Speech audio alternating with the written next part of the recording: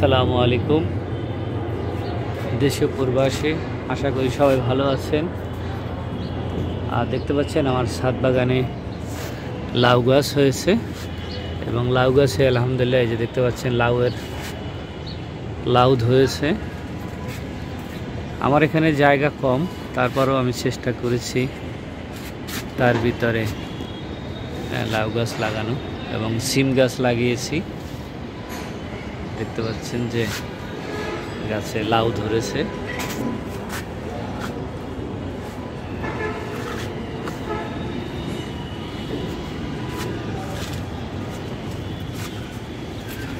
আমার এখানে দেখতে পাচ্ছেন এই একটি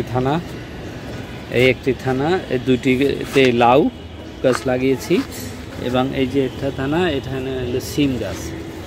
সিম গাছটা থেকে পরে দেখাবো। বেগুন গাছের আগে হয়তো অনেকেই দেখেছেন, বেগুন এখন নাই, খেয়ে ফেলছি। এবং এটা হলো আমার ধনিয়া গাছ, এই যে দেখতে পাচ্ছেন ধনিয়া আরও ফালাইছিলাম, কিন্তু সেটার মাটিগুলা ফালাই দিয়েছি টমেটো গাছ লাগানোর জন্য, কিন্তু সেটা লাগানো হয়নি। যে অসাধারণ দেখতে পাচ্ছেন যে ধনিয়া হয়েছে, মাশাআল্লাহ। আসলে আমাদেরকে একটু চেষ্টা করতে হবে, যার যতটুকু জায়গা আছে সেখানে যদি আমরা চেষ্টা করি যে না কিছুটা ফসল আমরা করতে পারি। হ্যাঁ, এই যে দেখতে পাচ্ছেন আমি মোটামুটি অনেক দিন খেতে পারবো না, এই ধনিয়া খেতে পারবো, এই যে দেখুন। কিন্তু একটা সমস্যা, লাউয়ের কিছু পাতায় যে নষ্ট হয়ে যাচ্ছে, দেখতে পাচ্ছেন তারে বাচ্চা বা তারা বাইতেছে তারে, কারণ জায়গা যেহেতু কম আছে। অনেকটা ইংলিশ ছেড়েছে, আশা করি যে এখানেও লাউ করা হয়েছে, লাউ ধরছে, যে আগায় এদিক সেদিক বায়।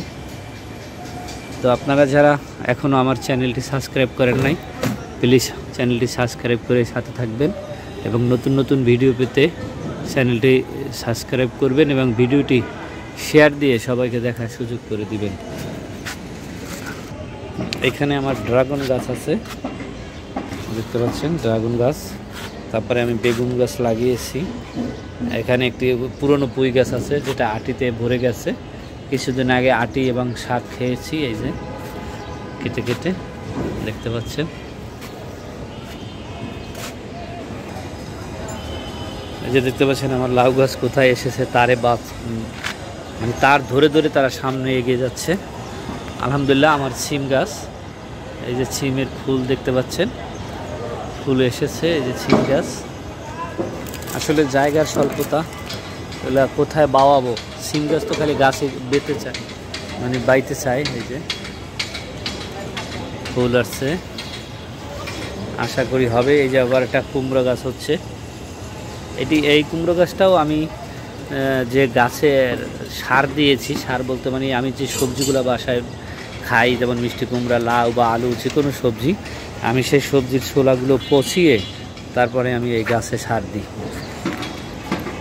এই সেখান থেকে হয়তো বিচিতে ওই লাউ গাছগুলো, মিষ্টি কুমড়া গাছ হয়েছে।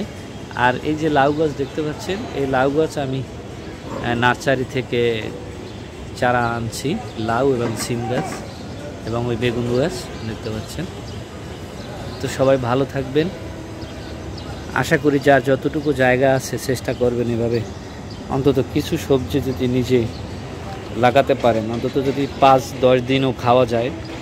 নিজের হাতের সবজি খেতে আসলে সেটা অন্য রকমের মজা। কারণ আমি এই শাক যখন খাই আর বাজার থেকে যখন কিনে খাই, দুইটা অনেক ডিফারেন্স। মানে এটার স্বাদই আলাদা এবং এটা সুন্দর গলে যায়, সিদ্ধ হয়। মানে যেহেতু এতে কোনো সার নাই, কীটনাশক নাই, তাই এটি খেতে খুবই সুস্বাদু। দোয়া করবেন আমার গাছে যেন লাউ হয় এবং সিম হয়। তো সবাই ভালো থাকবেন, আর ভিডিওটি অবশ্যই এটি শেয়ার দিয়ে সবাইকে দেখার সুযোগ করে দিবেন। সবাইকে ধন্যবাদ, আল্লাহ হাফেজ।